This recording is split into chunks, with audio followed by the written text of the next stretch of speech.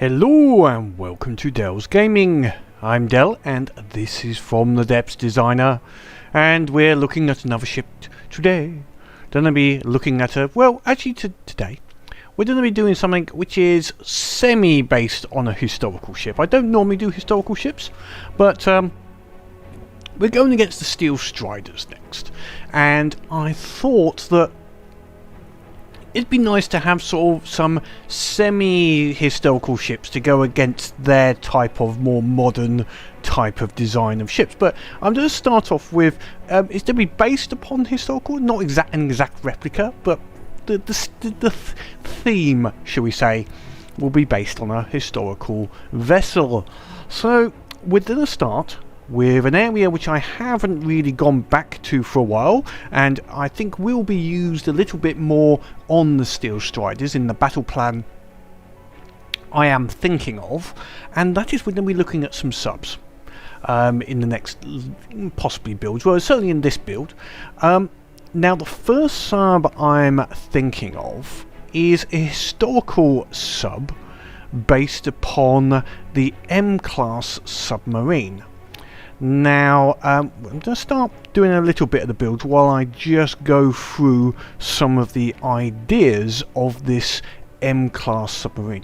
Now, it was a World War I submarine, started in World War I, and that was when it was designed, partially by committee, and it was designed as a what should we say?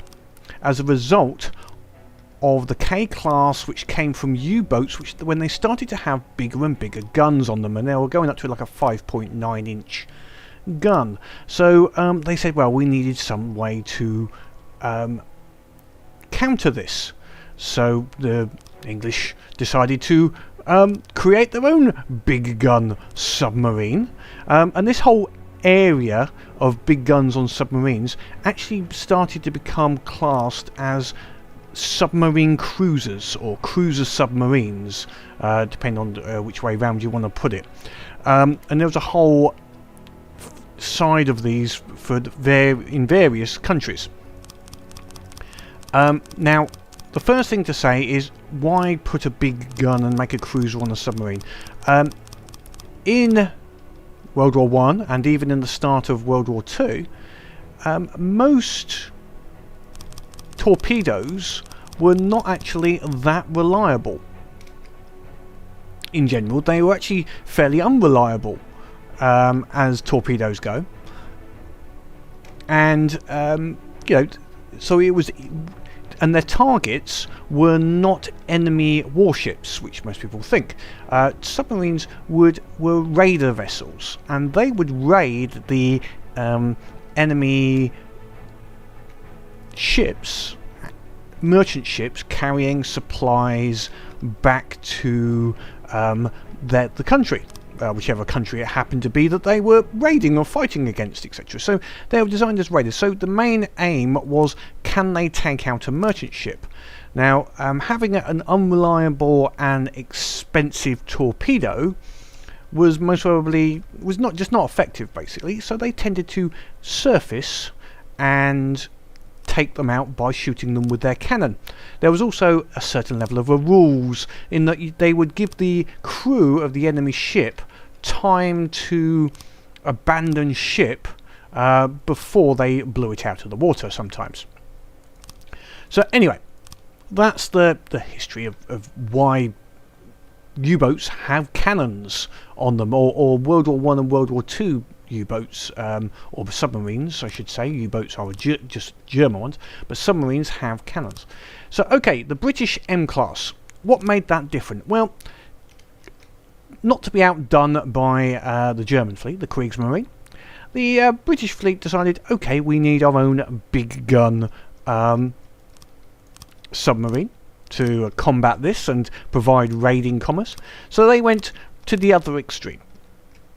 So they built the M-class, which was a fairly large submarine as far as those time of submarines go, and it had a 12-inch battleship gun in a little cupola or turret in front of the conning tower. So yes, it had a big cannon on it. Now the idea behind it was that no merchant vessel could stand up to being shot with a 12-inch battleship cannon at close range. So the idea was it was loaded with a shot, they would go up to about periscope depth, have the cannon just outside of above the surface, and then shoot it at the enemy vessel, and it would blow up, quite simply. Downsides of the system at that particular time, and we're talking World War One, between the World War One and World War Two, it wasn't waterproof. So they had one shot. It was loaded whilst on the surface, and it took 3 minutes to load. It wasn't a sealed unit or auto loaders or anything else like that. It'd have one shot to destroy the enemy, and then it would. But it was still more reliable and deemed to be more effective than using torpedoes, which invariably would miss, not detonate, and you generally had a chance of coming back and hitting themselves. It was just, torpedoes were in their infancy really, although the idea was there. So that's the idea I've got here, and that's the history of the M-class. There is a couple other bits to the M-class. There was 3 of them made. There was 4 initially ordered. The first one got built with the 12-inch cannon. What then happened was there was a treaty came in, which limited the size of guns being put on submarines. So basically, one was kept as a test system, and it was allowed based upon it being a development test system rather than an active duty submarine, and it also was already existing. But its 2 sisters were refitted, and the M2, the second one, actually the gun was taken off and there was a hanger put on the front, just in front of the conning tower, and it was, I believe, one of the first recorded carrier submarine, a submarine that carried a seaplane, and it did actually have a steam catapult on it as well, and launched a specially designed aircraft with the catapult. And then the third one was designed, the whole area was given over to be a mine layer. So the whole area was taken over and mines were put in that front area. To be honest, the submarines didn't do too well. They never fought in combat. And the M1 with the 12-inch actually, whilst on training, got hit by a Swedish trawler. It ripped the gun off and it sunk with all hands on board. The M2, whilst on training exercise, they tried to, the theory is that they tried to beat the speed record for getting a plane launched from the submarine, and for whatever reason they basically, water came in via the hangar doors and it sunk. So yeah, that didn't last too long as well. I think the M3 eventually was scrapped, decommissioned and scrapped, but yeah, there was only 3 of them made. Then they went back to normal submarines, etc. But anyway, a little bit of a history there. Just don't want to go too far down it, but it was interesting that it's actually, what we're going to do is based upon that type of system. So what I'm planning is a submarine on the more classical shape, and a classical shape as such to me means it's going to be the earlier submarines, they tended to build them as a boat, so that the basic shape was more boat shape, and with a keel very much, because most of the time it's spent on the surface, so the shape was more designed to be efficient as a surface vessel, and the underwater ability of it was almost secondary. So that's what we're going to be going for, that type of design in general.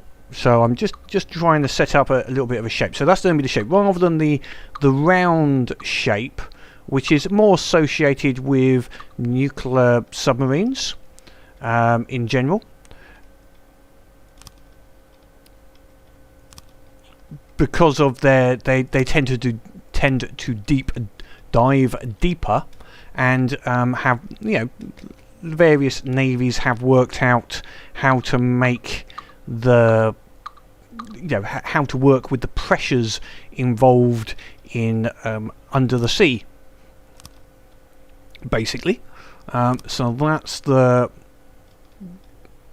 basic idea we've got. So it's going to be tall and thin rather than being slightly round. Okay, I'm just trying to sort out a basic shape here for the hull that I'm going to try and conform to, and then later on rework and put in for the rest of the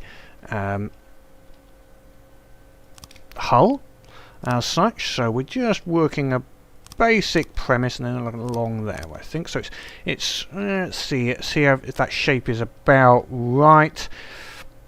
Yeah, we'll have a bit of shaping. We might be able to thin it out a little bit at the front, and we might make this a little wider just to fit things in, but generally that works. So actually, okay, so the design I'm going for on this ship is going to be, it's going to have a cannon, which is unusual for submarines in general in this game.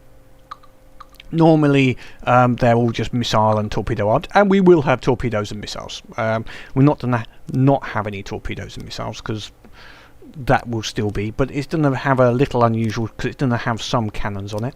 The idea is, obviously we're going to have this a nice big cannon on the front, somewhere near the conning tower, so that fits in with the basic idea that we've got going. And then we might also have another cannon possibly on the rear, etc., acting as a rear gun. And this episode as well, we'll go through a little bit of how to balance your submarine, because it does get asked quite often. I see it often in the forums and other places of my submarine won't go underwater, or it won't go above water, won't keep height. So we'll go through some of the how we keep height in the submarine.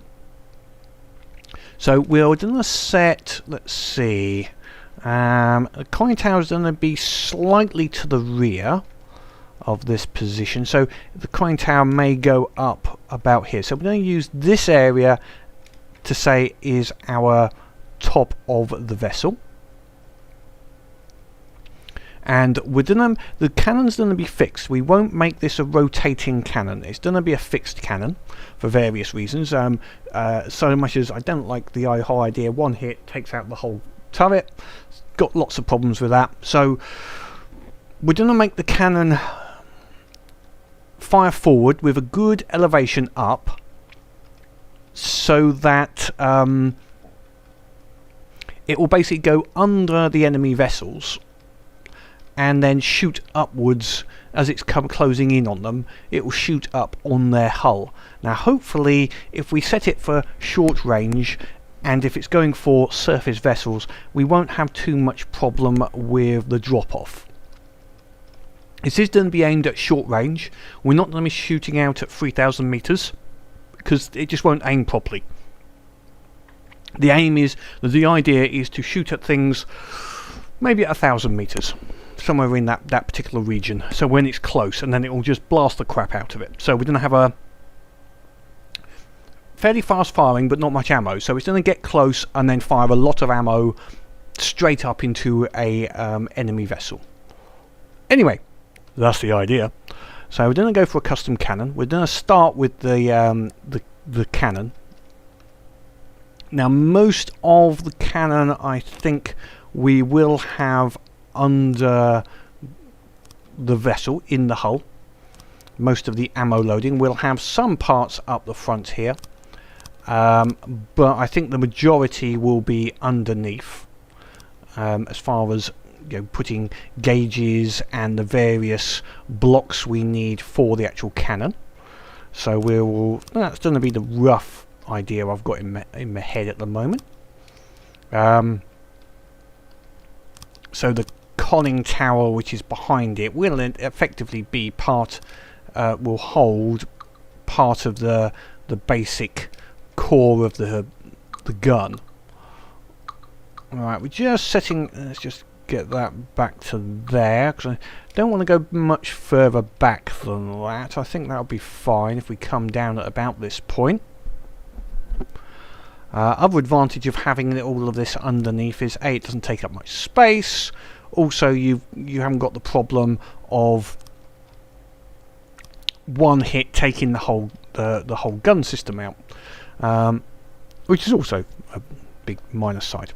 So okay, what we're gonna need an elevation barrel, because I did think about maybe pointing the gun up, but it's going to end up with a big long barrel pointing up, which is ugly, basically. I guess it would actually be more effective, and I have got an idea for the rear guns. I'm going to put some guns on the back.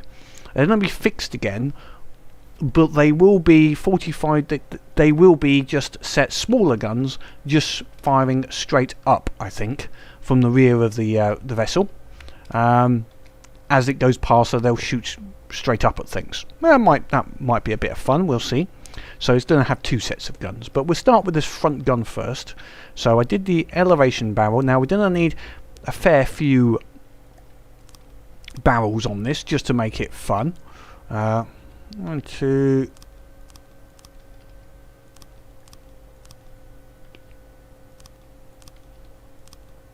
Yep, that's about 12. Now I don't want it too accurate, actually. To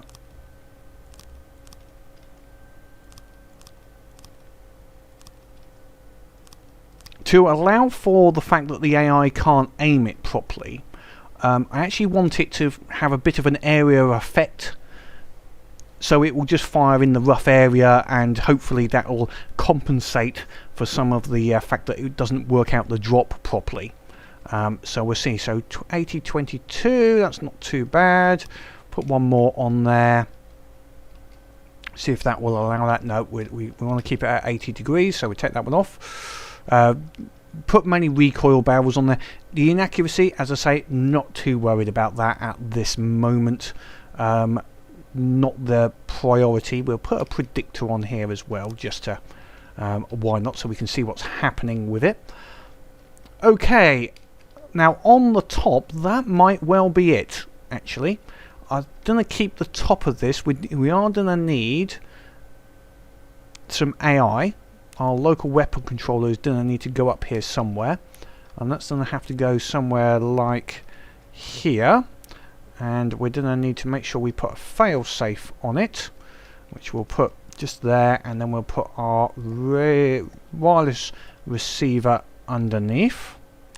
There we go. Now we'll make sure that that works. I'm going to just put an AI core down, but this is just for, at the moment, for testing purposes. This is not actually where the AI is going to go long term. It's just to make sure that everything has connected to a local weapon controller. Yep, it's just to make sure, because sometimes if you put the AI failsafe in the wrong place, it doesn't connect, and the only way to really test it is to have an AI to core to test against.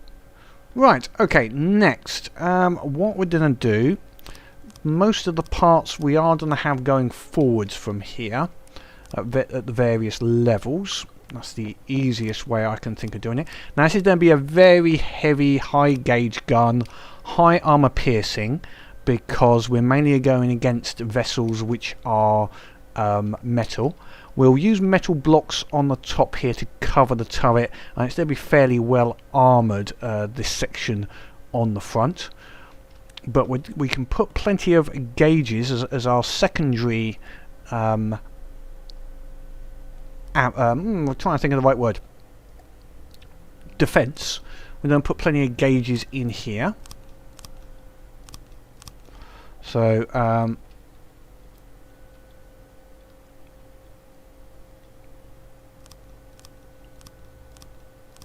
right, so that should be 1, 2, 3, 4, 5, 6. That's 18, 19, 20. So that's 20 gauges, which is roughly as many gauges as you can put on a gun anyway. Let's just fill out this the hull section here a little bit. Now I might want to change some of these for motor driven later on. We'll see how it goes. Just because it might make the gun point a little bit quicker when it elevates and to aim at the enemy, because we don't want it, you know, basically being so slow when it's going underneath. It doesn't point in time. Okay, so that's that. Next, let's sort out armor piercing. Armor piercing warheads. Now we can fill out the sides a little bit with some more armor later on, but at the moment we want to get the armor piercing up to a good value as well. And I'm thinking of a good. We might put a bit. Let's put a. Yeah, we'll put another metal beam in here, just a bit of extra. Yeah, why not? A bit of extra armouring before it gets down to the bottom. So how's that giving us at the moment? That's 10. Now I want to get us up to the full 12.8 for this. So that should be 18. That's 11.3. Let's do another row then.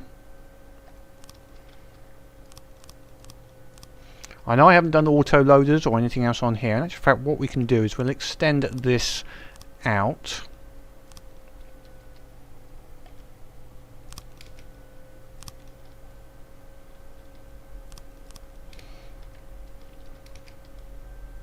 (12.1). Getting there, getting there. We'll go a little bit further.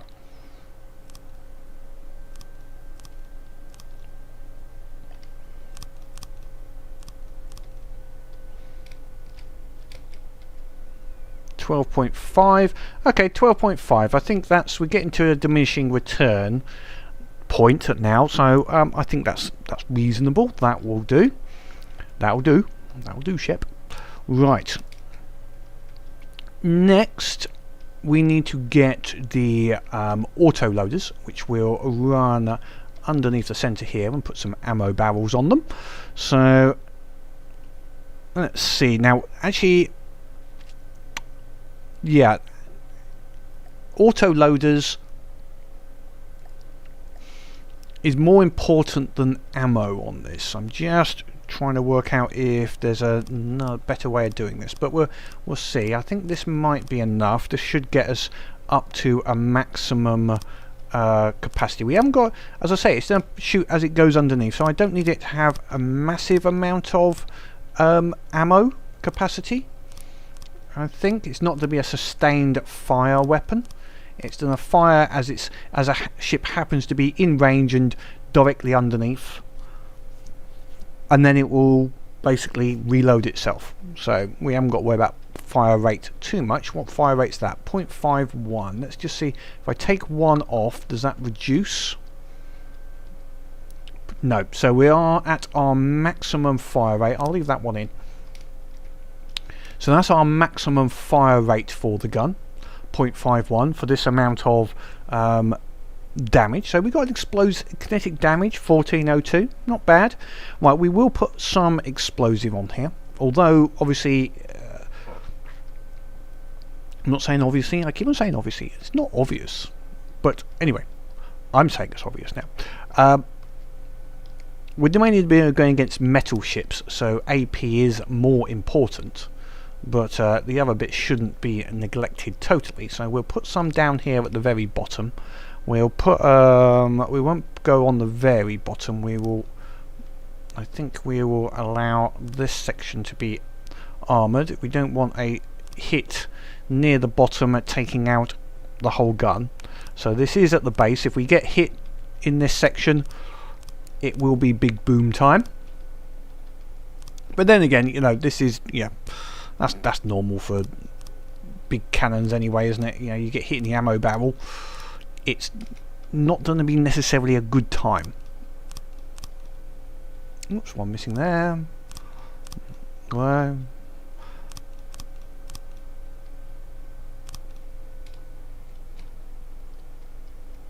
So let's see. Explosive damage 469, kinetic damage 1402, AP 1204. Let's see, 4,800 in 24 ammo boxes. So that, yeah, that's going to have, and the inaccuracy's gone up. Accuracy's gone up a little bit as well. So that's good. All in all, not unhappy with that. That obviously is having an effect. So that's good. I'm just checking if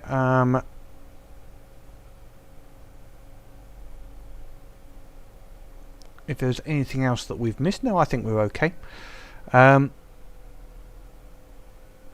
bomb, bomb. Yep, no, we're okay on that.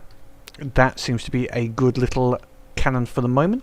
We'll just armour it up a bit, especially down here. This I think this needs to be pretty much covered because this is going to be a fairly solid area, I think, because there's no point in risking anything coming through here and blowing the whole thing to smithereens. And we'll most probably put one in here as well as a block, just to segregate the ammo boxes off from the upper section. That looks reasonable. And then finally we could do something like maybe this. Let's see what we go down.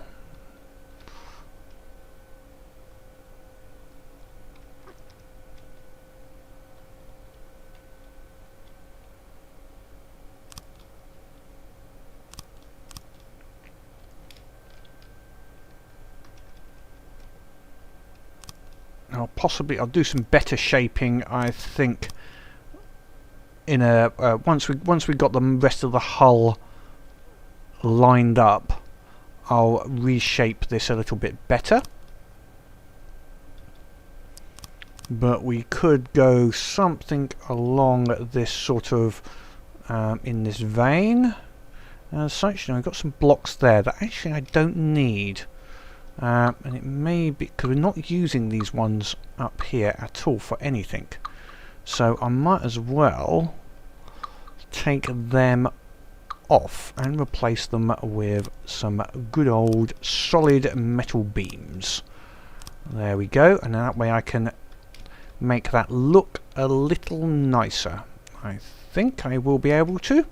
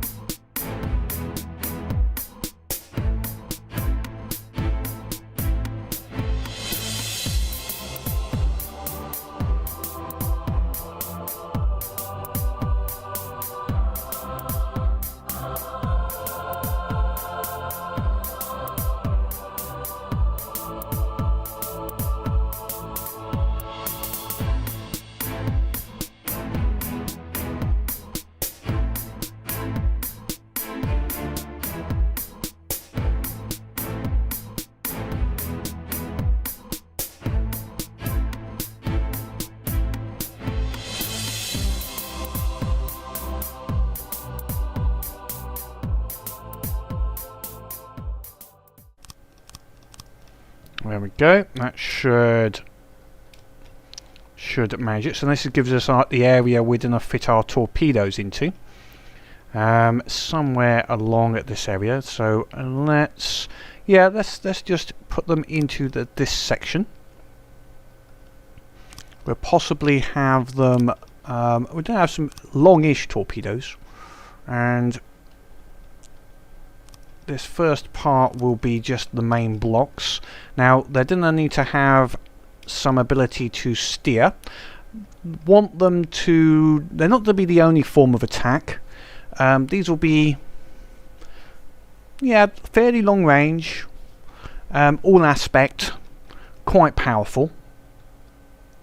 So we'll go back to here, I think, missiles and torpedoes. Put the launch pad, I think, just here. 6, we'll have 8 torpedoes. That seems to be a good amount. I think will fit in quite nicely. Now, only problem I need, or I would like, yeah, okay, I'm gonna have to change this. This won't work quite as well because I need an ejector on there. Otherwise, they're just not gonna. And I just took out there. That's because I was in the wrong mode. Never mind. That's fine. Yep, that's okay. So if I'm gonna need an ejector, I can put them on the top. I could go for 6. Put the ejector above there. Or is there another way to do this? There is another way to do this. So I can fit more in and have them sort of staggered. Yes, yes. Has a plan. A cunning plan. Because that is the way I roll. Because I always have to make it a little bit more complex. Otherwise, it's no fun if it's not complex. There we go. Now I can put the ejector on the rear of each of them. So we're gonna have to extend this out a little bit at the front, but that's not really a problem. So let's see how we get 1, 2, 3, 4, 5, 6, 7, 8, 9, 10, 11. We'll go, okay, that should be fine. 1, 2, 3, 4, 5, 6, 7, 8, 9, 10, 11. And then if we make the other two slightly different size.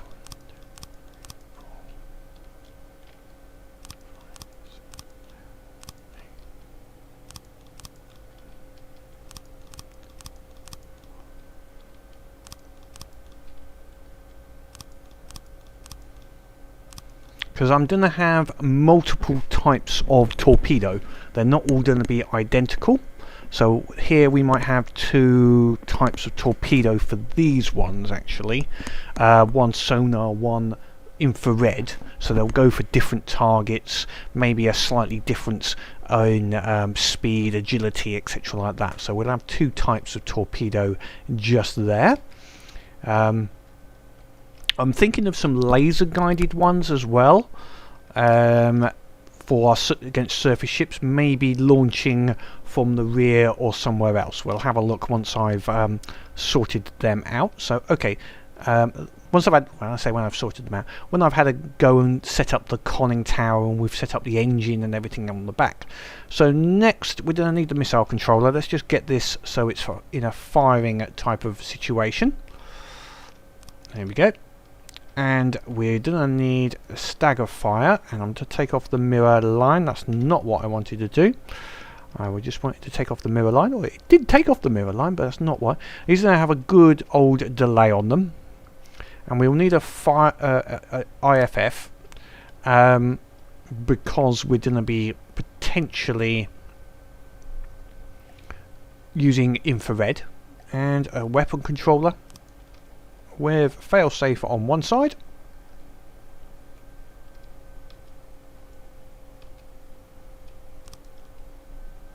and the wireless on the other. Connected. Okay, that's good. So then let's have a look at these torps. So let's say the infrared are going to be the longer ones because they're going to need a little bit more detail on them. So if we start at the front, which is going to be the infrared head,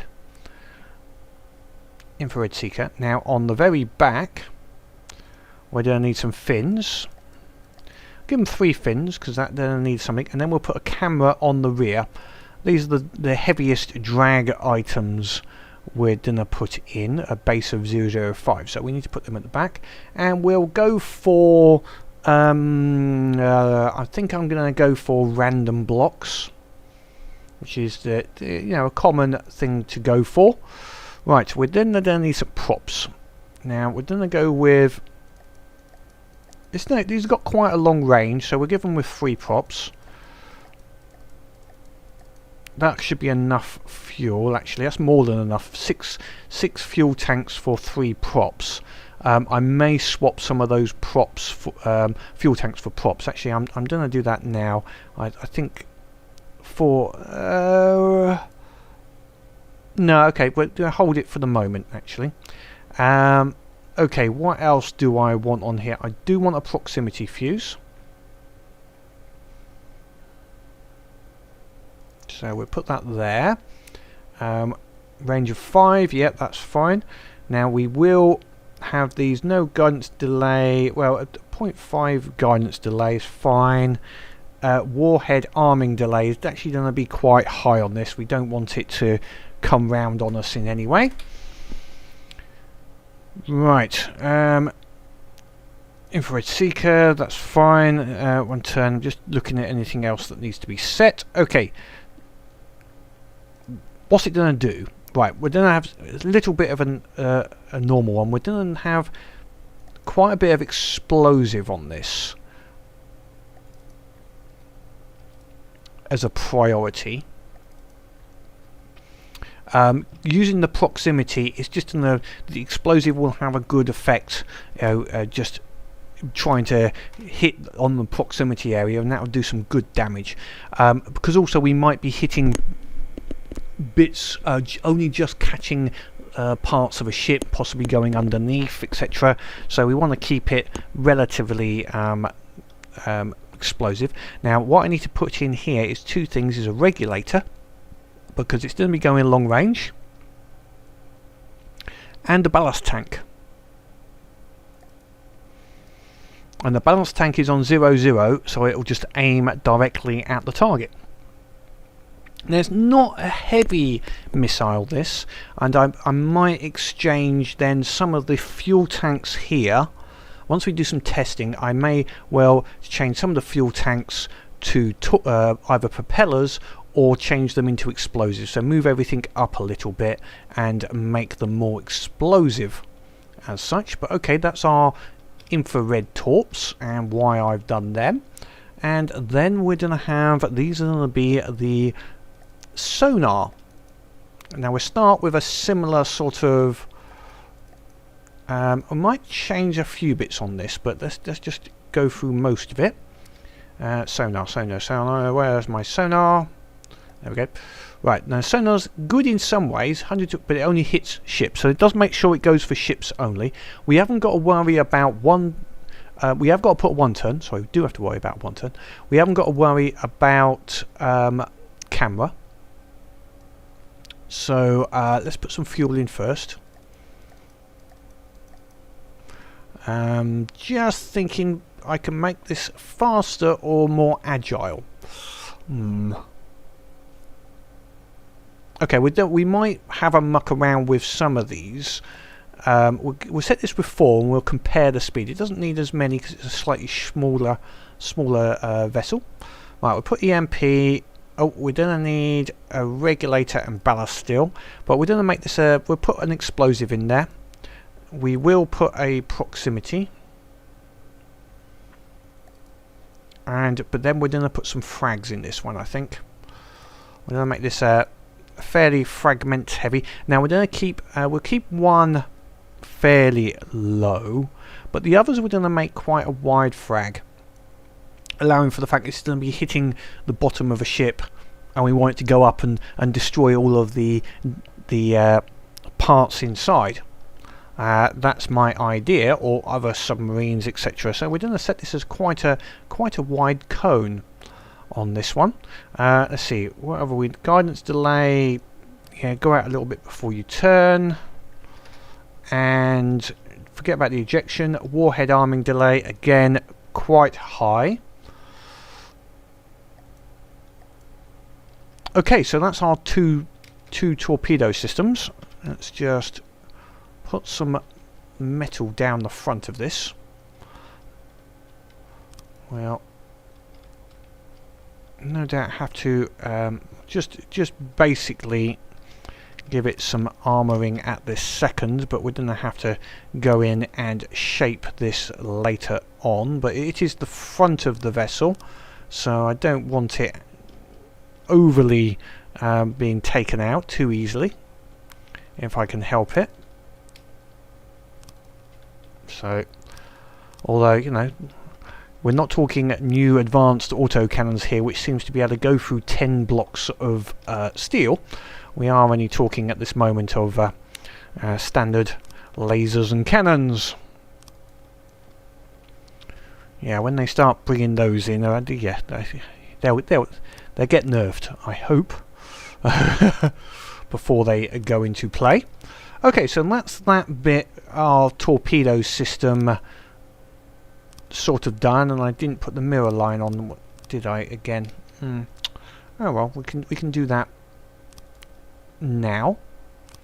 Okay, I will shape up that a little bit. It's just going to be a slightly pointed nose. Just put something on the front of that there. Then we might elongate this a little bit, coming up to this deck. This is the deck level. We'll bring the deck level up forward, maybe to there.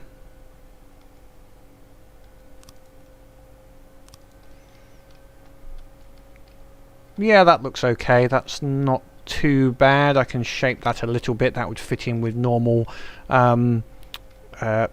situation. Some of the ships, your British ships, they had a bit of a, it was working out wake, etc. They had a little bit of a dip in here, but I might not worry about that. I don't think. I think we can. Oops, mirror line. Look, it takes one button press. That's all it takes. And do I remember? Do I heck? Always forgetting the mirror line. Okay, basic shape there. Right, let's go backwards a little bit now. So let's make a couple of assumptions. We're going to have a bit of a conning tower,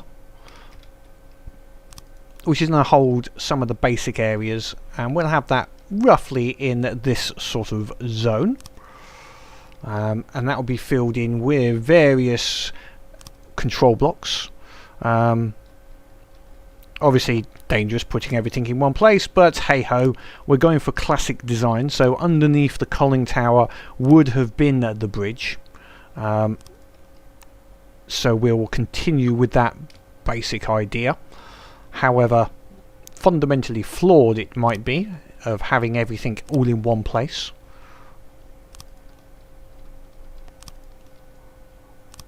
At the same time as being fundamentally flawed, if it ain't broke, don't fix it. If it is broke, keep using it anyway, because it might all be right and it might have been an accident.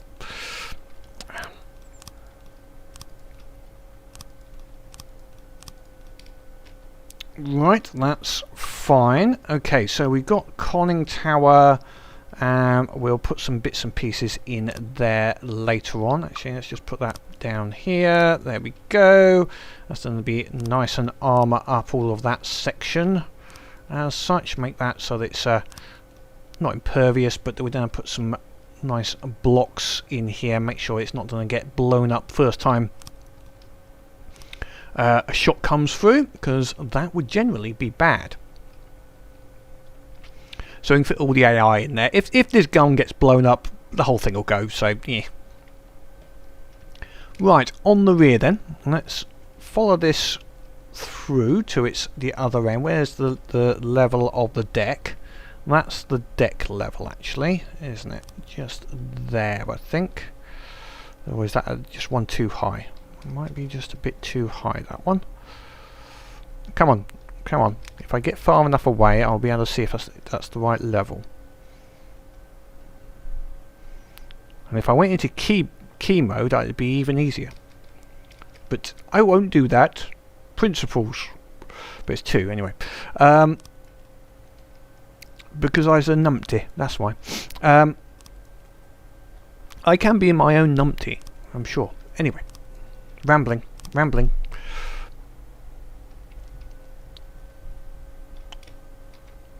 Just thinking of what next.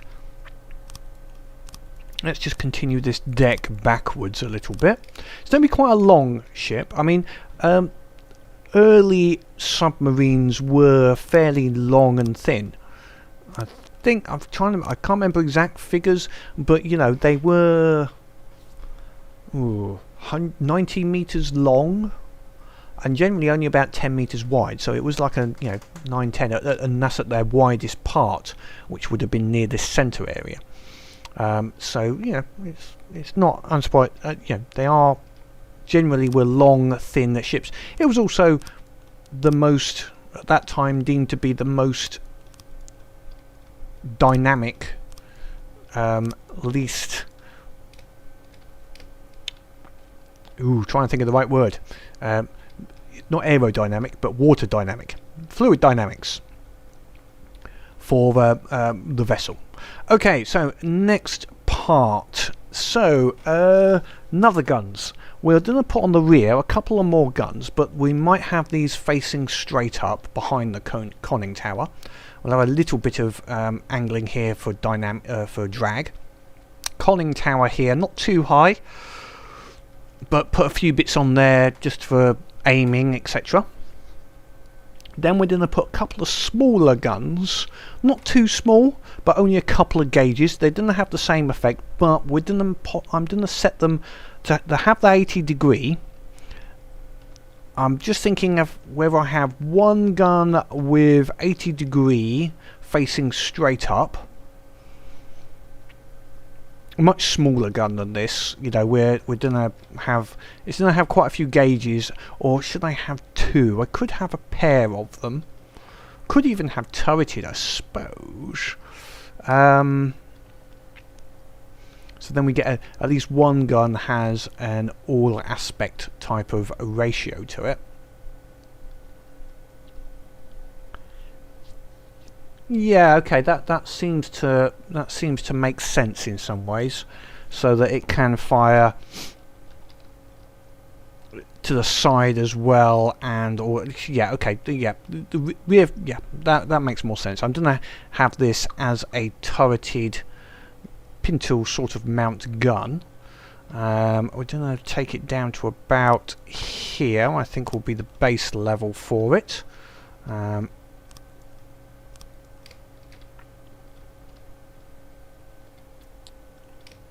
Yep, that looks about that'll do.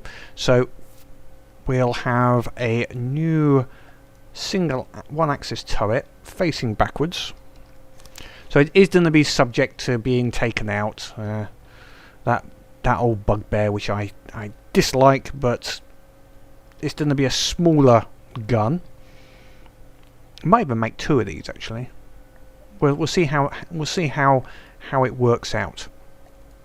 We'll just take a 6-way connector straight up, I think, on this. Come on. Right, so that's the single point that goes through the decking.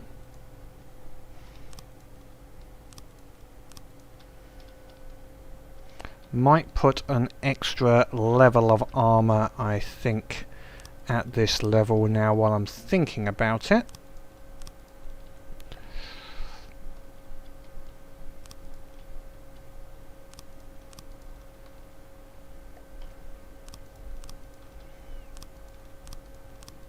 There we go. Okay. Now the gun itself, we're going to need to have this coming out like this, I think. Yeah, that'll do. And then we have the firing piece firing straight up.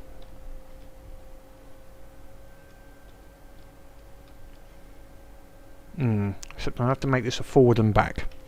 Okay, let's change that then.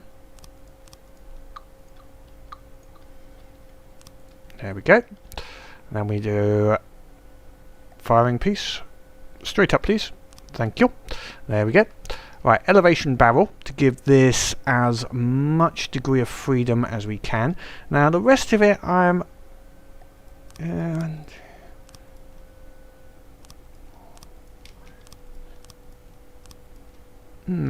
tempted to just go something like that. Just simply 8 barrels. Yeah, it's not on. Yeah, okay. We'll just put a normal barrel on the end of it.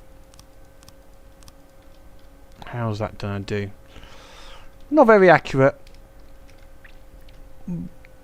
but that's fine. And down on the bottom, we'll put some gauges on it at this level. We'll make it so it's not going to be. It's not going to be totally inaccurate. How's that going to do for our reload time and everything else like that? Whoops, come on, find that piece. Where's that firing piece? Firing piece? Oh, up one. There we go. Recoil's not great, but it's firing down, so yeah, if that starts firing, I think it's okay. Let's just try taking a couple of gauges off. See how that is. I can always add the gauges on again later if need be. Yeah, because I want this to be fairly rapid fire. Okay, next, underneath. Now we can't go too far away from this section, otherwise it will stop it rotating, but we can go 2, I think, in every direction as a basis, I think.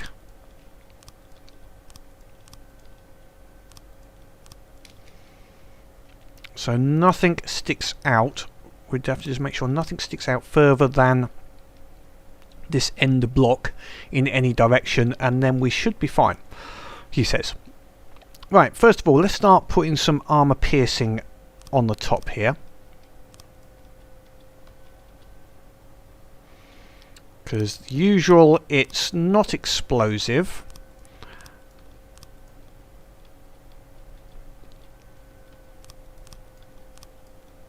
And we want good armor piercing ability because we're going against metal, so that's 10.2, sorry. Might try and up that. We'll get the... We will go with some shields here though first, I think. Shields? Shields. Why am I thinking?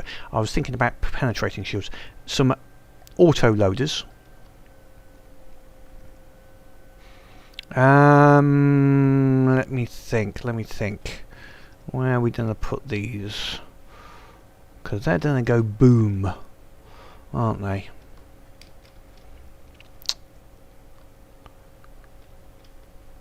Do I want explosive? Well, we can put a little bit of explosive on this, I suppose.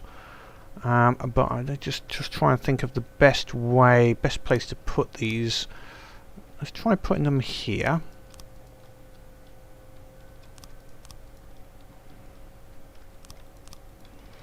This might be another burst fire gun, because some of these ammo boxes are going to be used by multiple auto loaders. So it will increase the rate of fire. So like this one in here, it will increase the rate of fire without actually affecting the 0.26. Let's just see if that's the maximum, or if I take one of these off, does that affect the fire rate? 0.26. No, so that's our maximum fire rate. That's fine then. We can put some more armor piercing in here.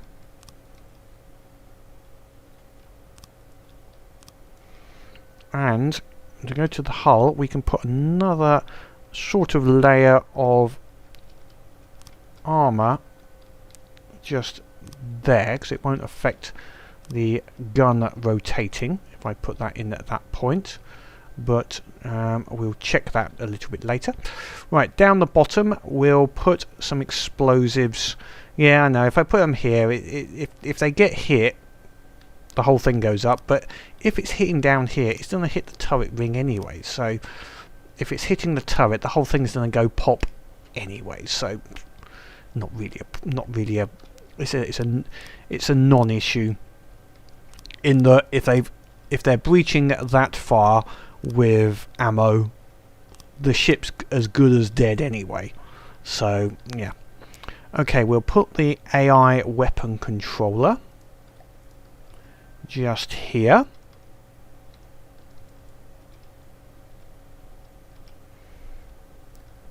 Needs to be, that's the one.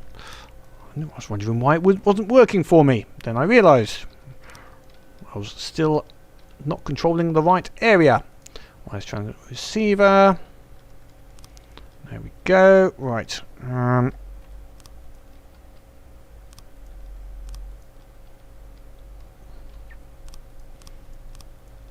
That was set. What is the maximum point for this?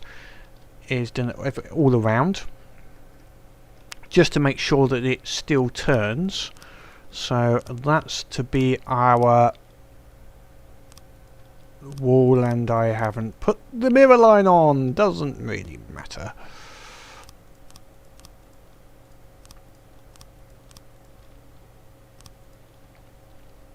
Okay, so if it's going to turn with those in place, and if I just do the same here, this would be the other part of it.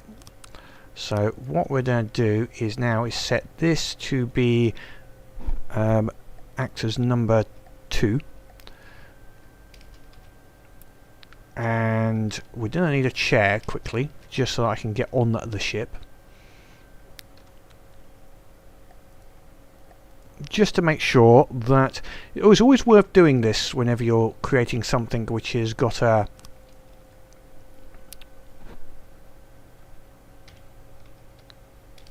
like blocks around it, just to make sure nothing is in a clip into something else and basically stop it turning. And I might need to just change that. If I take that there and put it right next to this gun, there we go, that's better. Then if I now come out of build mode and go all,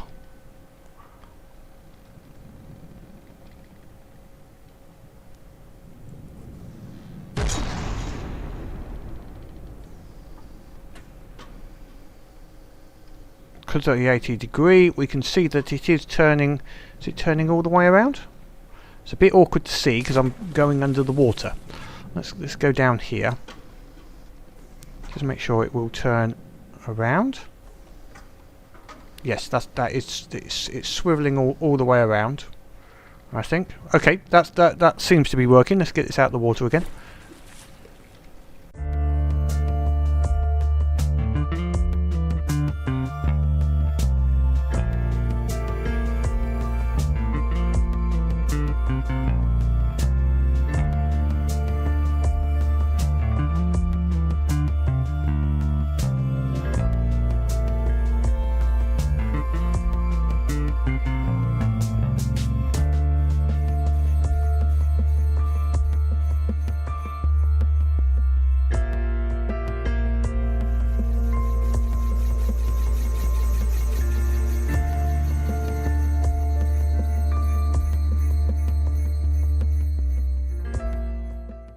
We have got some room here. Once I armour up this, we do have room here for potentially an alternative missile system.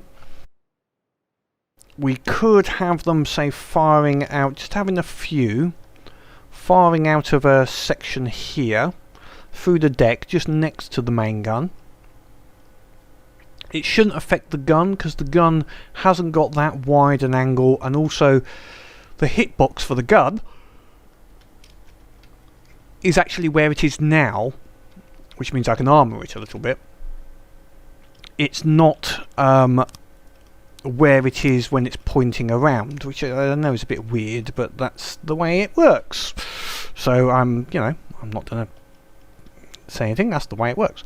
So I could possibly set up another missile system, just a small one, some vertical launched, if something only fires at flying ships, just firing out of there. Well, maybe for surface ships as well, but mainly flying ships, I think, possibly coming out of that part just there. Yeah, okay, let's just do that as a basis, because it's an interesting idea, and is sort of not required, but would be beneficial in general for the system. So it's only have 2 and 2, so okay, that's fine. Let's put our 6 ways down first. They can be relatively long. We will need injectors on them, so we'll put the launch pad above and then put a ejector add-on. That looks nicer. There we go. Ejector add-on just in there. Then we'll continue our 6 ways just to join these up. There we go. And let's see, missile blocks. Now these aren't going to be very long range. No, that's not the way I want them to go. There we go.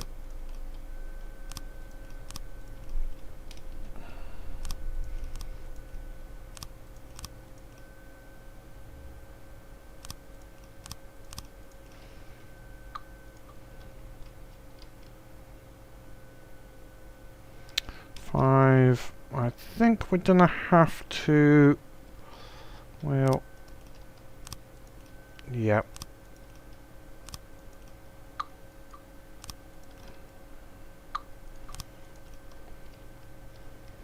I'll put one more on there, I think. That should be fine. Not ideal, but good enough. Right, missile control.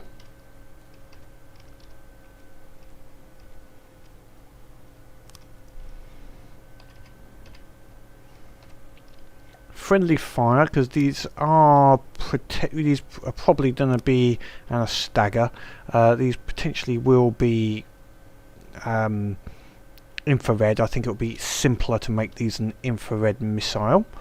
It'll also need, might as well do it now, local weapon controller. Won't need failsafe, but we will need a wireless receiver.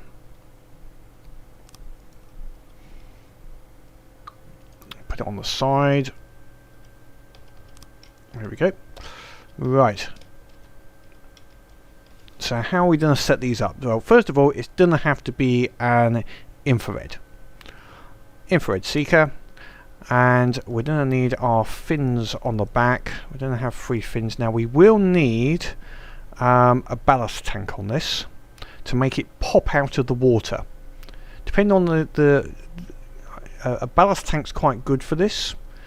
If you set the buoyancy to +5, basically it will pop itself out of the water and eject from the water very quickly, which is what we're going to need if this vessel's going to go fairly deep, which potentially it will be, for protection, etc. So the ballast tank will be of great use there. Then we'll need the variable thruster. Oops, I just... okay, let's go put that back again. Ballast tank. Thank you. Right, +5. There we go. Right, let's try that again, shall we? Now, we won't have any delay for a good second. Maybe 1.5, because there's no point in trying to guide whilst you're still coming out of the water. And warhead, yeah, 2.2 seconds there, that's fine. Down bar. Fuel tank. Okay, we haven't done any. We're just going to make this a very simple. I like EMP and I like explosive, so we'll leave it like that. We're going to need a 1 turn just here. I'm going to go without any APN or target prediction because we need the fuel tank. Or I'll try. Yeah, okay. Let's put the target prediction back there and go for less fins. And I might change that to be more fins if I just don't feel if it's good, and if it's not sufficient, or it's just not able to target the enemy sufficiently. We can always change that later. Yeah, that can go in there, and then that's gonna basically go in so that position roughly. And I forgot to put my mirror line in, so we'll do that now. And then all I've got to do is do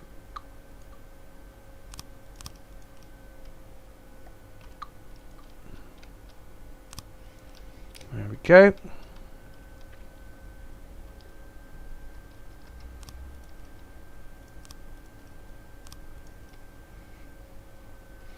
So we've got a little bit of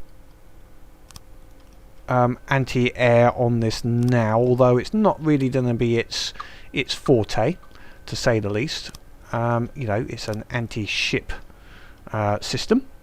We'll put a little bit there, just filling in a few bits here. We'll have this widen out here a little bit, maybe put some more armor on the side in this center section around here. Okay, engine. That's the only bit left of the main structure. It's taking a fair bit of time, this, so I do apologise. It's once again going to be a fairly long video. Right, because we haven't got much width back here. Let's just see how much we have got to play with. If we say it comes back like that, we could go one more maybe. If we go out 2 at this section, so that means that we could theoretically come out 1 here coming back.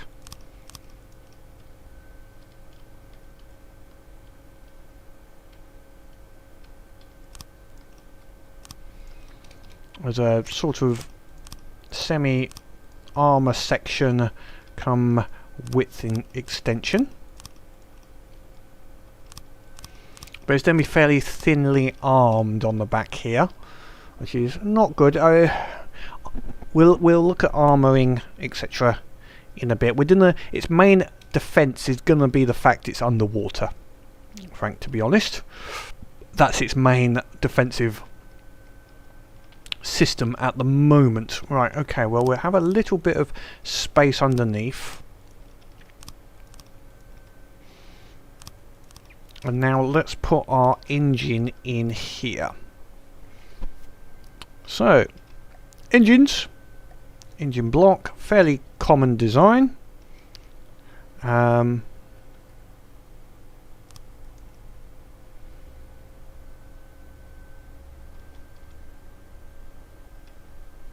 Crankshafts, just making sure that everything, I'm just thinking which you go for a power. Well, haven't got as much width as I would like, so we're going to go for a fairly long, fair few cylinders. I was actually thinking of an electric engine, or a combination of having an electric engine which cuts in if the system starts taking damage, to basically power shields. And I was thinking about that. Now, what if... Let's just see how much power I can get out of this, because if I do this, I could actually go lower down with this engine. Let's just have a quick check. It's not the most efficient engine. I just want to do a bit of a quick sort of comparison. If I just spam... No, that's the ratio's going to be... That's crap. Excuse me, but no. What am I thinking of? Let's go for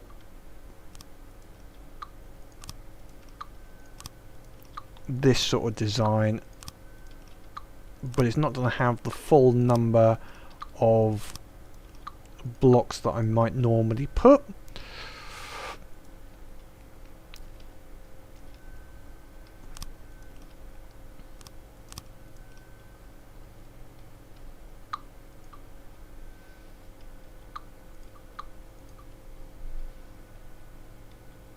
Sorry, my brain is suddenly thinking of alternatives now already. Whether that... I could go for that style of design of triple. I think that's wasting less carburetors. Yep, yep. Not as efficient, but it's less wasteful. Also slightly thinner. I think I haven't filled up the top on all of these. It's that one, that one, that one. I keep on missing things here. Let's try and do this properly.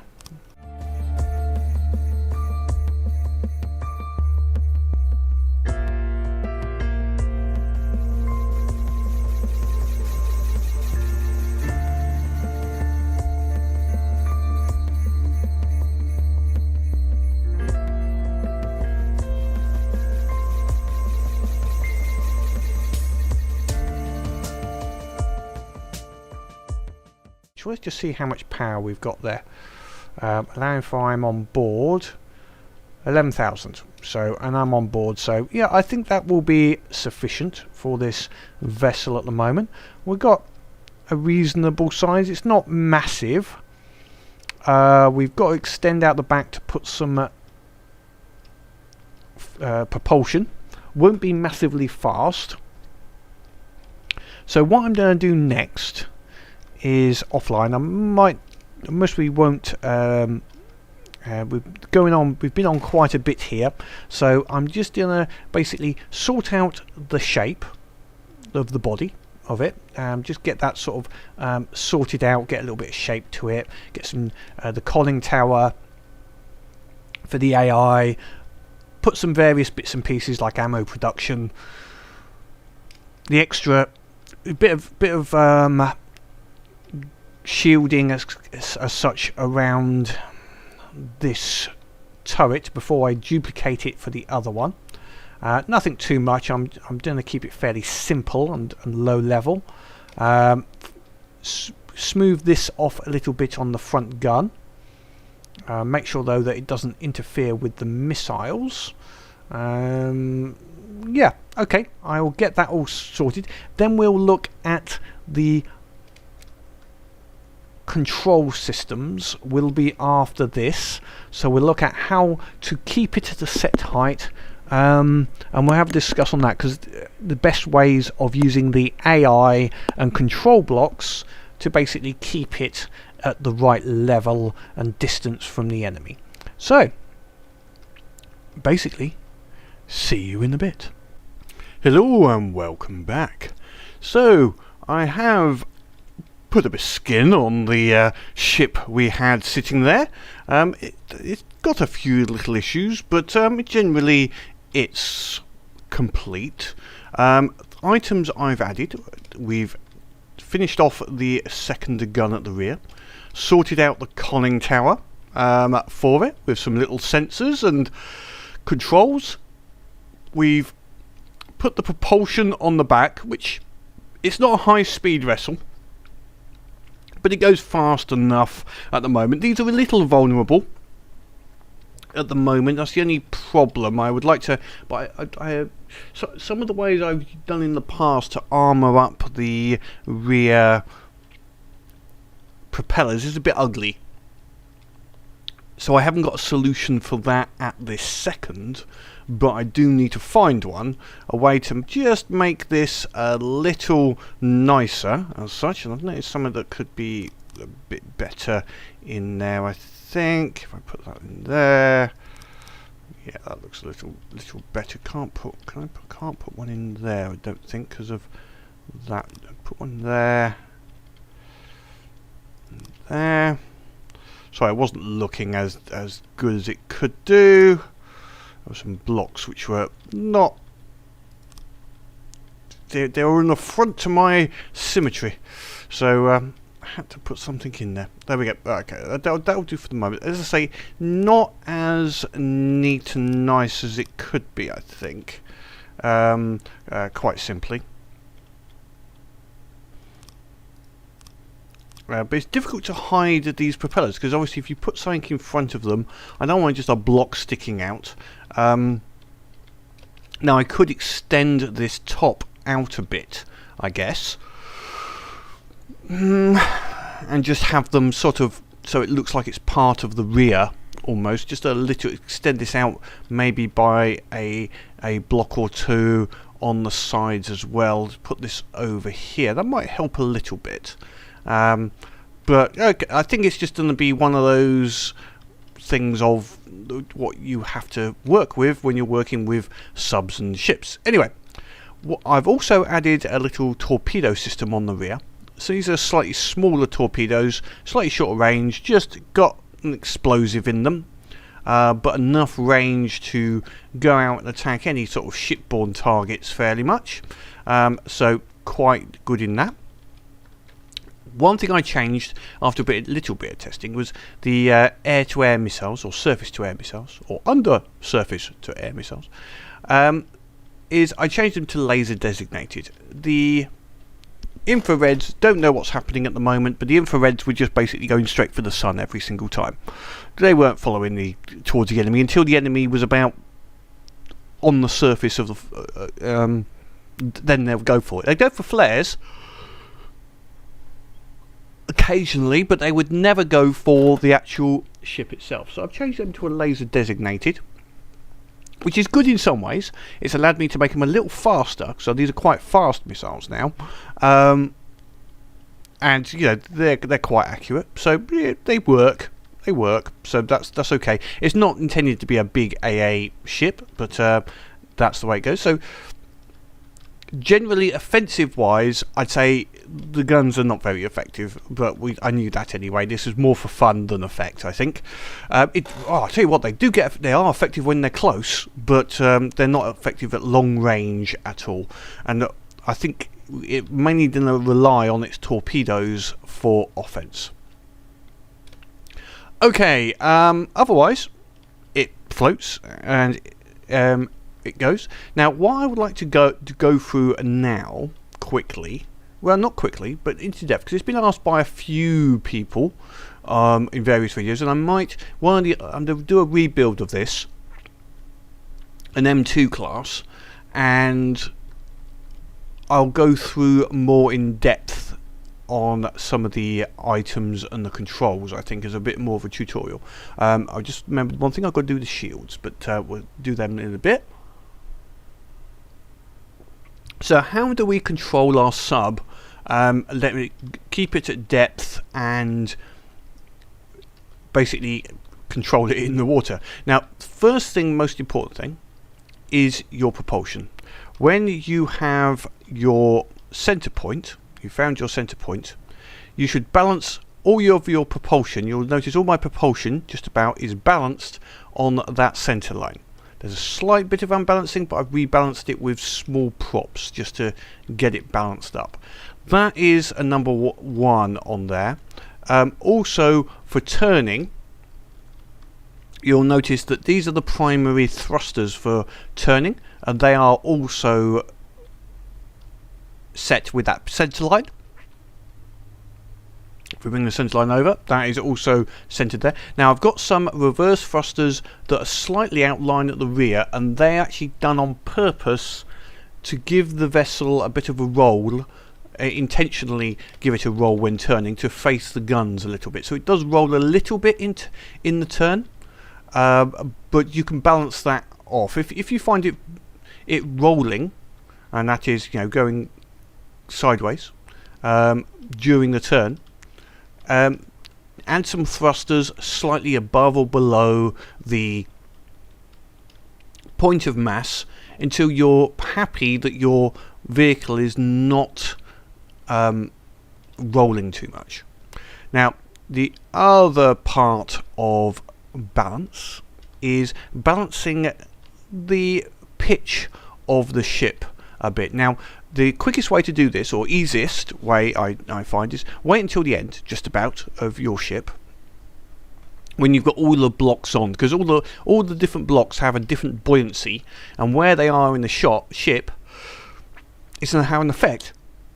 And basically, if you go around and do it halfway, by the time you've added a load more blocks, your balance is going to change again. So what you do is just drop it into the water with the engines off. So the AI at the moment is off, and then you just see how it sinks. And you want it relatively flat, sinking down.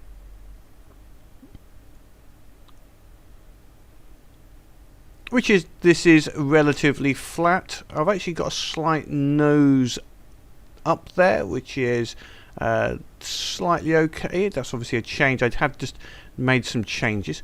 And then what you do to rebalance your ship is, what I do is I just put some lead into a keel, and you just put them at various points, and you just do small changes at a time.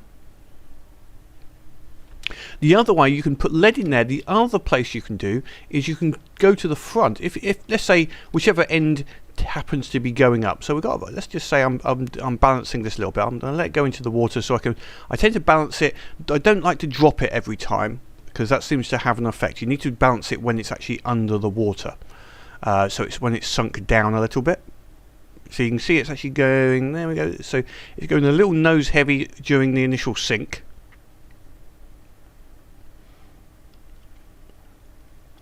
So let's let it just go underwater a little bit, and then sort it out after it's gone into the water for a bit. So let me just let this sink. Okay, so we've sunk down a bit, which is fine. It's got a little bit underwater, and the pitch is sort of sorting itself out. It's only one block. If I change one block, it goes nose up, one block is nose down. So that's fairly much, to me, relatively balanced. It's slightly nose heavy, which is actually okay. I don't mind that. It will sink. You can see it's sinking relatively. The main bit is it's not got its tail sticking in the air totally. It's leveling fairly flat. I'd like it a little bit more balanced than this, to be frankly honest. Let me just, I normally prefer a slightly nose heavy design rather than a tail heavy. So you can see changing those blocks there has changed that, so it's going tail heavy now, which is not what I wanted. So let me just take that one out, see if that reverses it.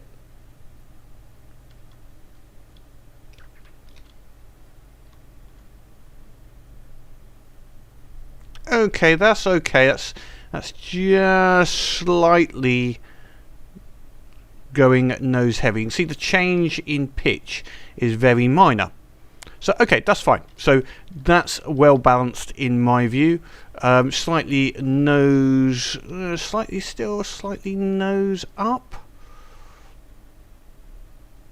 I think that's going down minorly. Yep, slightly. Okay, that's good. That's fine. That's perfect. That's actually finely balanced now. Slightly nose heavy, so it will sink nose down. Okay, right. So we've got our balance sorted out. The other part is height control. Now, in my view, you've got two types of height control: active and what I call sort of more of a passive height control. And you've also, is your ship a floater or a sinker? Now, as you can tell, or as you can see at the moment, this vessel is actually a sinker, in that it will tend to sink rather than float. Couple of things you can do. Again, my preference is sinking slightly. I would like to keep it controllable. a little bit more. I don't want it so it's like a lead, basically a big lead block, so it sinks straight to the floor, and you don't want it so it's bouncing on the surface. You want the vessel so that it will, it won't stop you diving if you need to. Now this ship is designed to go underwater fairly deep, so I wanted it to be sinking primarily, so it's gonna have to, so it's easier to dive down quickly. Depending on your design, you may want it to be floating and just go down a little bit. Some of my turtle designs, as an example, I force them underwater because I mainly want them to float. I just want to force them underwater at times. Advantages of sinkers. One is if they get damaged, one is they dive faster, or can do. Number two, if they take damage, they'll tend to sink to the floor to repair. Now obviously in the game, if they get too much damage, they will get 80% health damaged, 80% and sinking, which is a bit of a problem for subs, but generally you need to just keep an eye on that. You might want to, that's one area why you might want to have it not sink. You might want it to float if to sort out the damage side. Now the other side is air pumps. I've got air pumps everywhere in here. If we look around, we've got air pumps basically set at various fractions, and I do have two control blocks. Now in here we have one at the top here that says if it goes too deep, which in this case is 90 meters underneath, set the all air pumps at 100%. That just stops it going at too deep, or the depth that I'm set at, which is 90 meters. I've just decided on here. And the second one, we have activate when altitude greater than -20. Now -20 is my minimum height, is my periscope height, and at that point I want to set the controllers at just 10%, so that's 0.1, to basically aid the diving ability of the ship. Now generally this ship does not like to it like wants to sink. It's not going to want to float, so it's going to go down to that minimum height in general.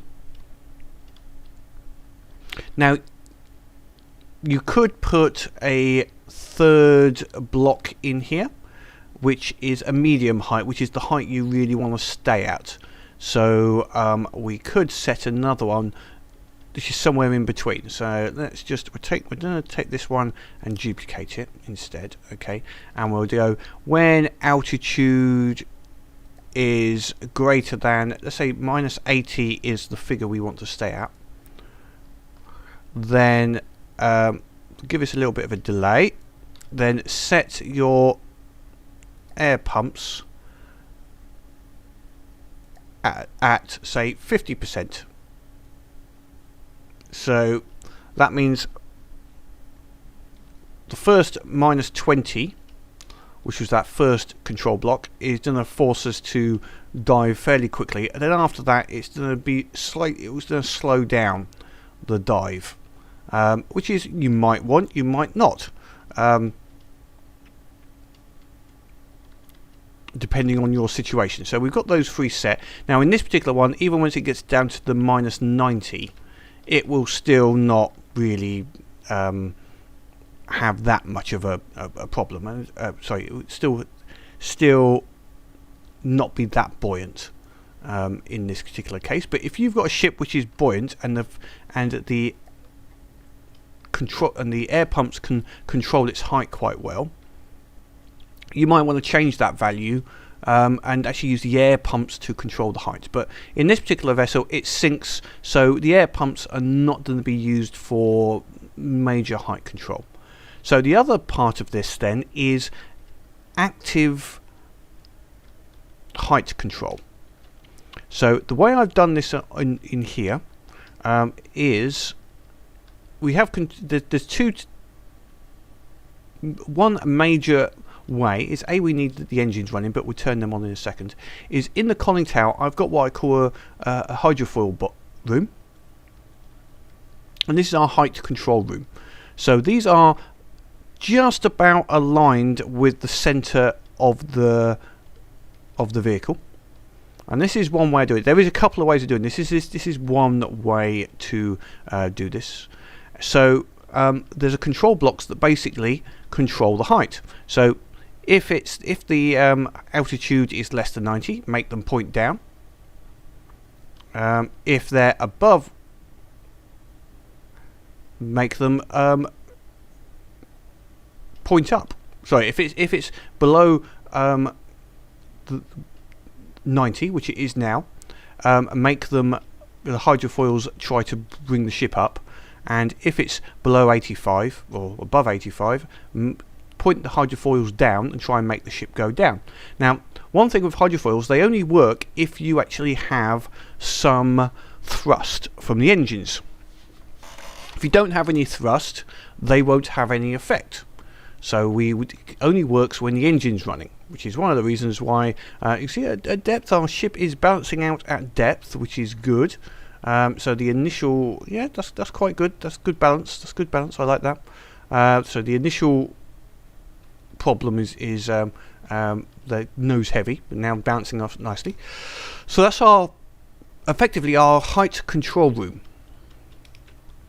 And if I'm going to turn the engine on now. Just turn it on to combat. So the engines will start to give us some thrust. And if we look at using the control forces, you can see all of those control blocks in here are now trying to force this up to that 90-meter mark. And we can see our altitude on the right hand side is going up. So that's one way. That's a centralized, this is like having a rotor effectively. This is like an underwater rotor effectively, forcing the height of the vehicle up. And now it's just gone above that height and is now going down again. So it's going to bounce it between 85 and 90. Now there is one other way you can control your height, and that is by basically using the thrust of the engines and pointing the ship down or pointing it up, and that does work really well and is very effective, and if you've got a lot of thrust is quicker than this central system. And I use that for collision avoidance more than anything else. But you need to control your pitch up and down. If your up and down pitch goes too wild, basically it'll just pop straight out of the water, or the thrust of your engines will force it into the seafloor and you won't be able to stop it. And I've seen that in a few subs where they don't have a control for their pitch. So the first thing I put in place is some pitch control ailerons, usually at hydrofoils, usually at the back. So in the back here, if we go down and find them in the back of the engine room, we have a set of hydrofoils inside, which their only job is, we'll just watch them in operation, is to keep the pitch between -1 and 1. So it's just, you'll notice as the pitch changes between 1 and -1, they are constantly changing. And you'll see the white lines here, if I go into the forces, is going up then down. So that's forcing it down, and that's forcing it up. Now those actually are wrong way round, which is annoying. Let me just sort that out. That's oh no, they are correct. They are correct, I think. Let's just change that one. Okay, yep, it's just the way they look sometimes with their front of their bit. So okay, we've got two control blocks here. Whoops, let me just get into the right bit. There we go. So this one, if pitch angle is smaller than -1, then force the rear down. So what we're doing is we're not pushing the front up, we're forcing the rear down. By forcing the rear down, the front will point up. And then we got obviously the other side. If I can get to the right place without losing it now. The other control block here, if pitch angle is larger than 1 degree, so in other words it is pointing up, then lift the rear up. So change the hydrofoils. Now the main bit here is the effect range. Make sure you're only affecting these hydrofoils, not all of the ones in the ship. So basically lift the tail up, which will then effectively point the nose down again. So this is just balancing it between the 1 and 0. It's not a major effect, but it's enough just to keep it level, as we've got here. It bounces a little bit between the 0 and 1. We don't have something, you could put more blocks on those that reset the hydrofoils to 0 if it's not too extreme. Because I'm working it on 1 and the 2 ones, I don't mind it sort of like slightly bouncing between the two. You don't see much bouncing on this because it's fairly large ship, and you know the change isn't great, isn't humongous, a change every second sort of thing. Right, the other one is now collision avoidance. Now let me try and get it into an area which has got some items to avoid, so I'll be back in a second. Okay, so we are now in an area where we've got some obstacles to have to go around. So we've got two types of collision avoidance. Now at the moment there is no sideways collision that makes this turn away from mountains and try to avoid them laterally. That we've only got a horizontal, i.e. changing our vertical in the ship. Now we've got a set of 3 control blocks on the front.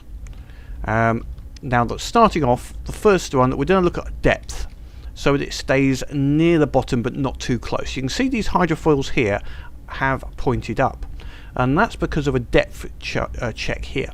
So this particular hydrofoil, if object is located in front, then the hydrofoils within 20 meters should all point up, which is basically all of these ones. Now this block, you'll notice, is pointing down. Now by the pointing down, I mean when you place it so that the little dials are pointing up. Now it's not 100% successful at avoiding the ground there. That came up a little steep, and I could add some more, but it has, you notice it did try to put it above the ground. It's just slightly dragging. Now what you could do is put more of these in other parts of the ship. We can also set the effect to last longer. I'm going to change this here, so let's see, so it's going to stay for 10 seconds. There we go. Okay, so these control blocks, so that was forcing it up. We've got here the reverse was this reset one, which in a second, after 10 seconds, should reset itself. 10 seconds might be a little too long. And set it down to 5 actually. Now, so this one is basically the reverse of saying if there is no object within 50 meters, then set the hydrofoil angles back to 0.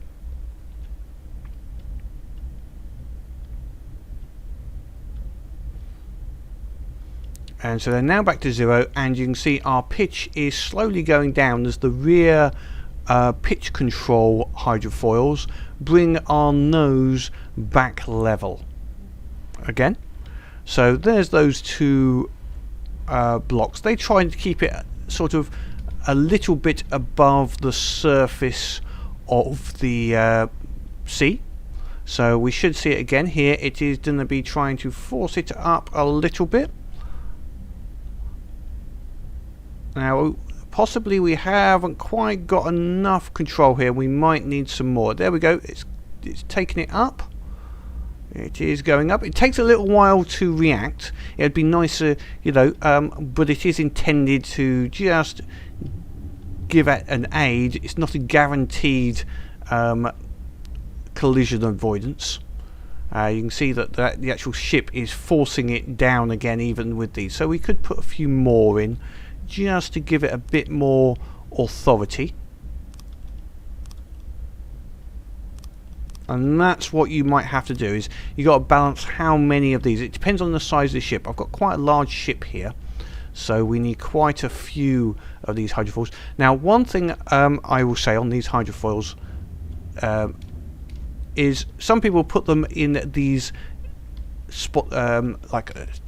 classical fins on the side.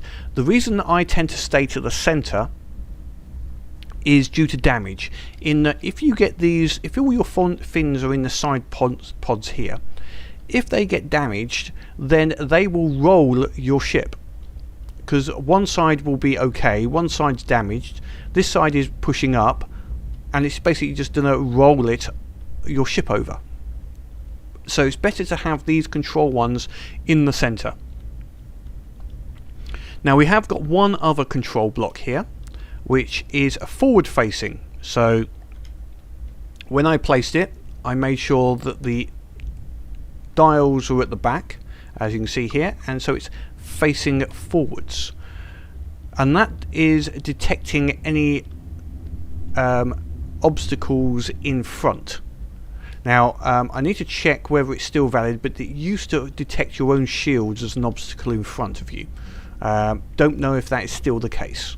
I'll have to double check that. So you can see the fins are still trying to keep it, because it's detected this down here as a potential obstacle, and it's trying to just keep the nose pointing up, and our nose is slightly up at this side at this time.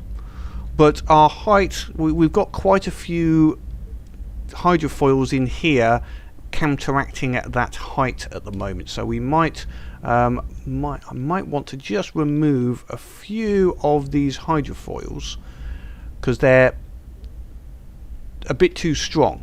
This is where you've got is another part of balancing. I need to make sure there's a mirror line on here. Let's start that again. All of your control surfaces have to have, I wouldn't say equal, but need to be able to control the ship and counter each other based on whatever your priority is. So if your priority is collision avoidance, you want to make sure all of your collision avoidance hydrofoils have more authority, i.e. they're more powerful than, say, your up and down, because what's happening here is these are pointing the nose up, but these hydrofoils in the center are forcing it down. So it's a balancing act. You have to balance the control force of all your different forces. Likewise, if those were forcing the nose up, but this was trying to nose it down again, then basically all you're going to do is these would counteract these if they were too strong, and these front ones would have no effect. So you need to, as I say, just balance where is the control force in being applied. So we're back to fairly level cruising again at our nominal 90-meter height. So that's a quick go over all of the control blocks. So just to recap, front control block controls these fins if there's an obstacle in front. This control block, if there is the sea floor is within 50 meters, and you could set this to be a different value rather than 50, if you wanted it closer to the sea floor. So anyway, if the sea floor is below 50, it will force the nose up, and this will reset these hydrofoils if there is nothing below. So as soon as there's nothing below, or actually 2-second delay, it will then force it back down. We have height control being done with a little load of hydrofoils in here with some control blocks. Basically, if the altitude is too low, go up. If the altitude is too high, go down. And we can see at the moment our altitude is starting to climb because we went down a little too low, so it's now trying to bring it back up again. So we should end up at 91. Now, one thing to be aware of, these heights are based on where the control block is, not where the ship is. So do be aware of that. The height values are relative to the control block,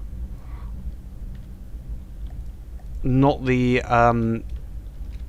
center of the ship, whereas your height value on the right hand side is ship center. So these control blocks are there. They're always going to be about 5 meters difference, because our control block, our center point is a few blocks below those control blocks. So it's going to be about 3 or 4 meter difference, I think, in there. And finally, our pitch control at the rear, which is our pitch control for these rear hydrofoils, just keeping us level. So this is active height control for a submarine. The bits I haven't got is like detecting if there's hills or mountains on the side of us. You could put more of these control blocks. I've done it in the past. Created a control block near the rear, so to stop the rear dragging on anything it might come across. One thing you can do just to help is put some rubber blocks in. Rubber blocks mitigate damage from collisions. That's why I've got 2 on the front. So these bits of metal will take damage, but the rubber blocks will stop any initial impact damage. The rest of it will take, if it continues scraping, then it will take damage. So it's not ideal in that regard, but it does help to stop the damage taking the vessel out. Okay, so that's the end of that part. Let's go and have some fun now. Now, as I said, the vessel is not the most powerful ship in the world, so I do need to sort out the shields and a few other bits and pieces, but let's go and see it in combat against a few marauders. We'll put a couple of marauders out there just as targets for the moment. Let's go and find the ship. It's over here, and it's actually already close to them. So first of all, we have some torpedoes have already fired. I'm going to go back onto build mode on it so I can follow it. So our torpedoes have started to fire, and our gun has decided it's in range. Now, I've set this one at fairly long range, so we can see one problem with this system as such is you can see how quickly those bullets drop off, which just shows, you know, so that was a wasted of ammo, and that wasn't set at that long a range, to be honest. So it could be a little bit shorter. Here, 250, so I'm going to make that 220 instead. So yeah, the guns have got to be very close for this to shoot at the enemy, but the torpedoes will quite happily blow up most of the ships. They've taken out one marauder. Now hopefully he is going out for a run and then we'll turn around again, and we'll come back around for an attack run so we can see the big gun in use. The big gun, if you get a straight on attack run on the enemy, it does a fair bit of damage, I've got to say. It's quite good in that regard. Right, we're over 600 meters.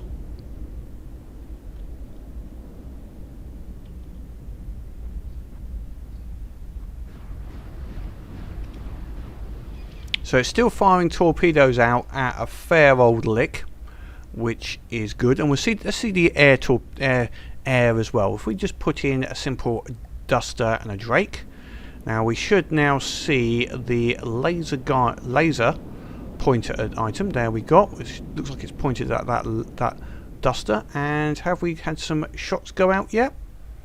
Might be just too far away. I've set them at 1,000 meters for aircraft, and they're just a little further away. And did I put this onto? Oh, it's onto on patrol mode. That's right. Let's put this on combat mode. There we go. No wonder this wasn't turning around. It was in the wrong mode. It's now in combat mode, and we can see it's now turning. There is our air-to-air missiles, following the laser designation.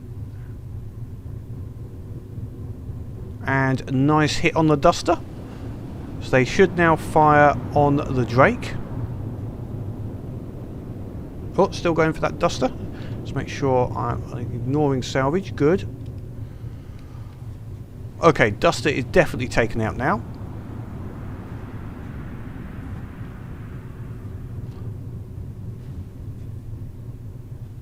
So they're going through the water initially, and then they're jumping up, which is fine.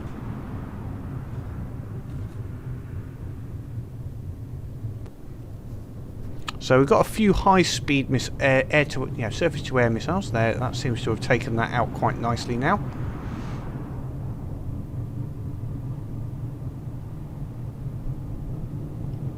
Excellent. I think he's about dead.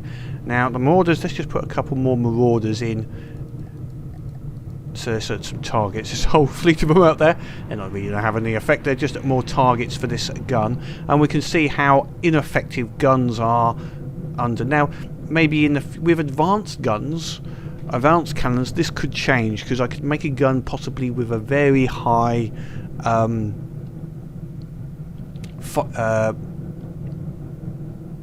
shot velocity, but just at this moment these guns are not as effective when underwater. So okay, we've now got our system is aiming over here. I'm just hoping it will get close. Now the way I have set it up is when it gets close to the enemy, it should go up to about a periscope height, hopefully. It takes a little while to get there, but in the meantime it is firing its torpedoes. By not having the torpedoes too big, having some small ones on the rear, it does fire out quite a lot of torpedoes in a fairly short time. So almost constantly firing torpedoes. It's got enough ammo production and reproduction to fire, I'd say, almost constantly. It's not constant because the missiles, but they reload as quick as the missile length will allow them. So they put out a lot of torpedoes. Right, now we're getting in range of the cannon. I think it has about a 500 range. Now it should be trying to come up to a more periscope depth, hopefully. Now we have the main gun is trying to fire there. Now they are about 300 away. Let's see if the shots are being effective.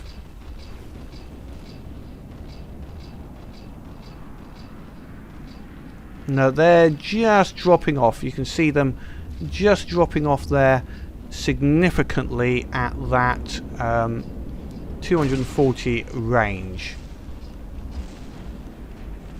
Now they are hitting something when close in, and they make some, that's ripping it apart. So that's cool, but it's just got such a short range. But they're hitting the soft under-protected side of it, which is good. Let's see if the rear guns should have an effect as well.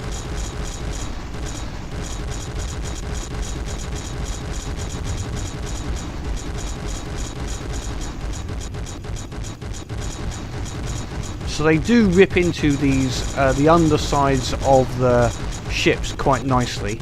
It's just under the water, the cannons have such a small effect. So basically, it doesn't matter what I set this. I'm going to set this at 300, just so. So even like a 12-inch gun like this only really had a range of about 250. These are 200, and these were roughly 250. So as you can see, it just wasn't. It's fun, but not really that effective, unfortunately. I won't put it. I'm going to have a work on this, give it some more shields, might work, give it some more missiles or torpedoes, just to give it a little bit more offense against some of the ships. But this has been about just a bit of a fun build, and also the control blocks for the submarines on the way I do it for my subs anyway. And yeah, just a bit of a fun, see how cannons worked in the water, which unfortunately, as we have found, is pretty crap. So until next time, any comments below? As always, I'd like to hear from people on ideas. I'm going to build a couple more of these, one as a sub-spawner vehicle and another as a missile ship, mine layer missile ship. So we'll have they're going to mimic the versions of the M-class that were actually built, and I might just show the results of that rather than the whole build. But until next time, any comments? Check the forums. Keep posting up your designs in Steam. I do have a look around on those soon, but we'll see this in the campaign and see it get slaughtered against the Steel Striders, unfortunately, but it's a bit of fun. So until next time, have fun.